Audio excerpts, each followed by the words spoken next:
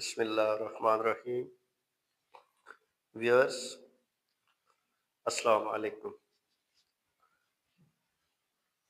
ये जो हेडिंग्स आप देख रहे हैं, सेंटेंस, क्लॉज, फ्रेज, इन तीनों में फ़र्क क्या है? जब कोई भी स्टूडेंट्स टीचर से पूछेगा कि सेंटेंस क्या है, तो जवाब मिलेगा अ ग्रुप ऑफ वर्ड्स। क्लॉज क्या है? A group of words. Phrase क्या है? A group of words. देखिए, जब तीनों का आंसर सेम है तो फिर इनमें डिफरेंस क्या है? देखें, similarities confuse us, differences teach us. When we begin to differentiate between two or more things, we come to know the facts about functions of these things. चीजों के बारे में जानने के लिए इनमें फर्क तलाश करें, क्योंकि सिमिलरिटीज से कंफ्यूजन पैदा होती है, जैसा कि यहाँ हुआ। इस कंफ्यूजन के बचने का तरीका, first of all we will define one by one.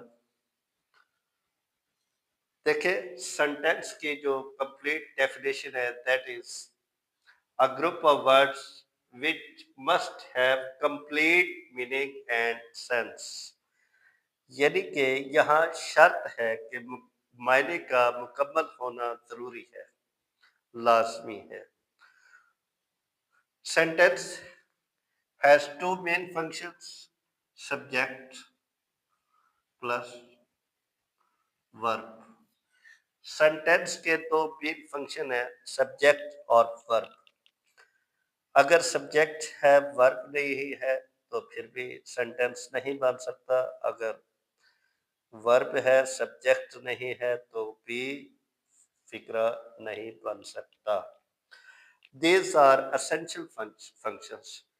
दो चीजें हो गई, एक तो मुकम्मल मैनी का होना लाजिम है, दूसरा सब्जेक्ट और वर्ब का होना लाजिम है। लेकिन क्लास में ऐसे कोई शर्त नहीं है। What is class? क्लास की डेफिनेशन क्या है? A group of words which may or may not have complete meaning and sense. इसमें हो भी सकता है और नहीं भी हो सकता।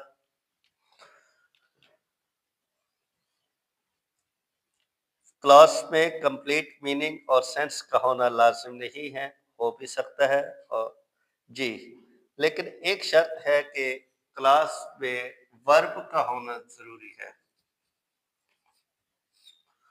वर्ब का होना जरूरी है।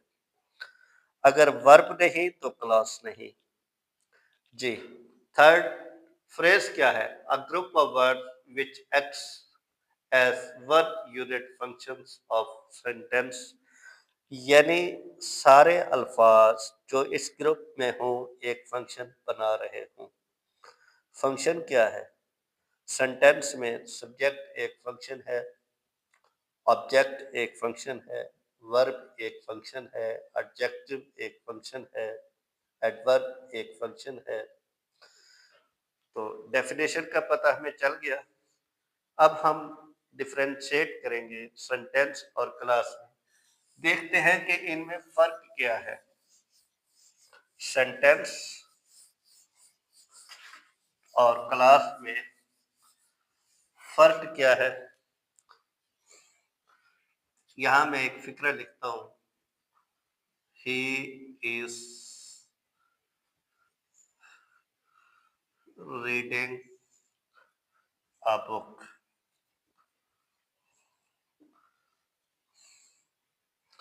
अब इसमें सब्जेक्ट भी है, वर्ब भी है, दोनों चीजें, दोनों फंक्शंस हो गई, सब्जेक्ट भी और वर्ब भी। मायने भी हमें वाजे आ रहा है, he is reading a book, कि वो किताब पढ़ रहा है, वो किताब पढ़ रहा है। इसमें सब्जेक्ट भी है और वर्ब भी। हाँ, अगर इसको मैं यूं लिख देता हूं, he was reading a book, he was reading a book. When I entered,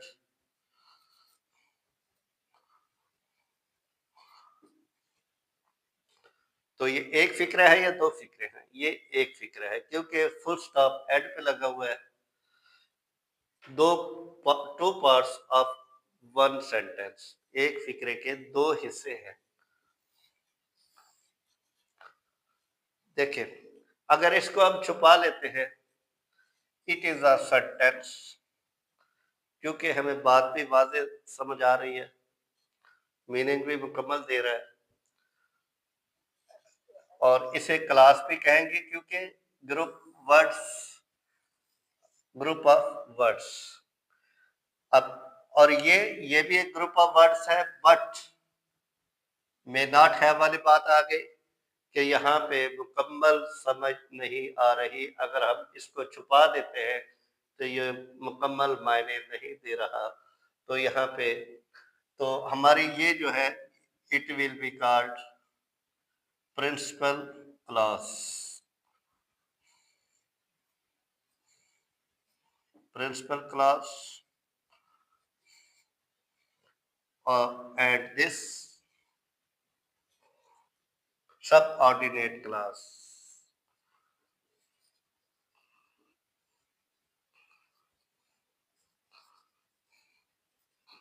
subordinate clause, इसे हम इंडिपेंडेंट क्लास भी कह सकते हैं।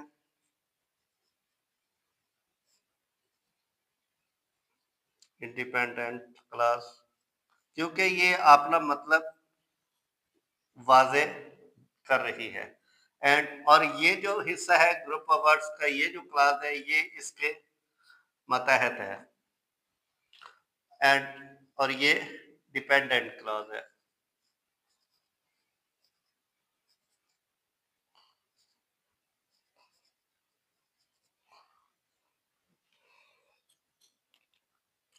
यानी अगर इसके अलहदा करके लिख दिया जाए तो ये कंप्लीट मैंने दे रहा है, लेकिन ये मीनिंगलेस है।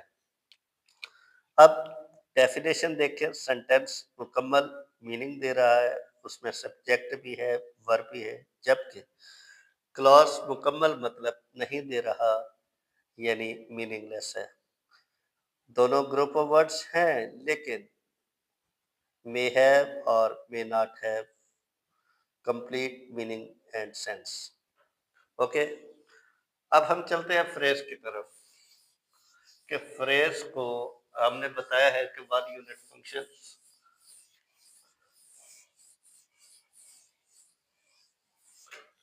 फ्रेज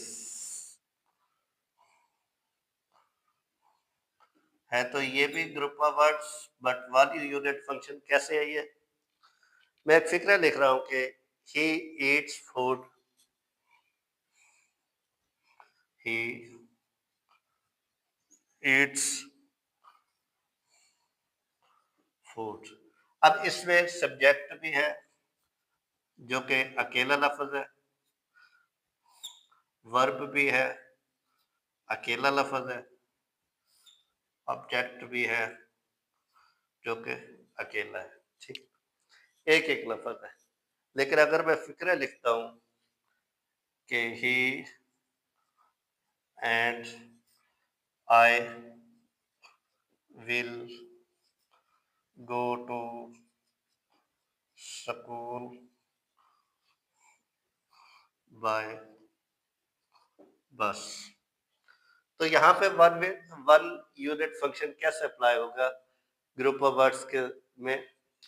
देखिए, he and I, subject conjunction के साथ, तो ये हो गया सब्जेक्ट फ्रेज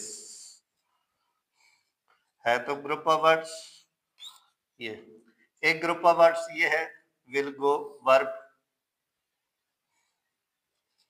ठीक है जी, तो ये क्या कहलाएगा? Verb phrase. ये वेयर का जवाब है, एडवर्ब। ठीक है जी। तो एडवर्ब फ्रेज कहलाएगी। बाय बस हाउ, हाउ का जवाब है, तो ये भी एडवर्ब कहलाएगा, एडवर्ब फ्रेज। अब देखें, group of words, group of words, group of words, but दो अल्फाज को मिला के एक ग्रुप बन रहा है, दो वर्ब या सब्जेक्ट या एडवर्ब को मिला के एक ग्रुप बन रहा है, तो ये क्या कहलाएगा? Subject phrase, verb phrase, adverb phrase and adverb phrase. Where, देखें एक बात याद रखें, व्हेन, वेयर, हाउ एंड, इनका जो जवाब है वो एडवर्ब कहलाता है। ठीक है, तो इन मिसालों से हमें फर्क वाज़ह हो गया तीनों में। आपका बहुत बहुत शुक्रिया, थैंक यू। चैनल को सब्सक्राइब करना ना भूलिएगा प्लीज। लाइक्स एंड कमेंट्स का इंतजार रहेगा। Thank you. जज़ाक